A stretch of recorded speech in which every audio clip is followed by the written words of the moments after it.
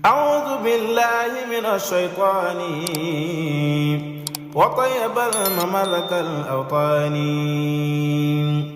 بسم الإله وهو الرحمن. asalaamaaleykum suñu ñaari tomb ci waxe sëriñ bi ci wéetal suñu borom. am na bis sëriñ bi dégg ku naan bu lëg lekkee alom naka sante coy. sëriñ bi ne loolu wax ju yàqu la ndax coy lëg taxu ko woon a jóg. ki mu war a sant kay mooy ko rëccal alom ja ba mu jot ci.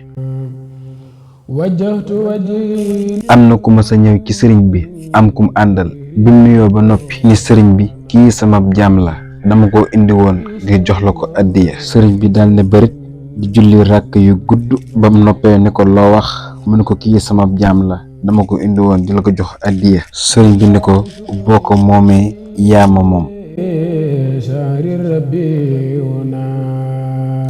am na taalibe bu mag bu doon xëccoo ay pël suuf sëriñ bi tere ko mu diibal ba far nangu suuf sa ca pël ya daal di ñëw ci sëriñ bi ab yoor ne ko maa ngi sant yàlla bu baax. sëriñ bi ne ko si lan mu ne ko suuf soosa nangu naa ko. sëriñ bi ne ko baa nangu waale nga asamaan sa ñoo bokk borom de. sëriñ Mouhamadul Moustapha ak sëriñ Fallu mas nañoo ñëw ci sëriñ bi di ko laaj lu dik taalibe ak fu yàlla nekk. sëriñ bi ni leen ak taalibe laaj leen ko Ibra Fall amaa fu yàlla nekk laaj leen ko Moxtaar Jóob mii fekk ma nga fa woon.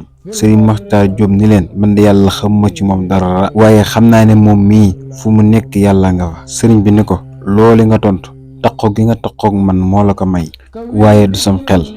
waxi sëriñ Tuubaa ngeen ko amee fii ci Xidmatul Xaadim di la wax nga abonné ba ëllëg incha allah ci beneen numéro. حتى يقيم لدين الله أركانا ربيتني فلتا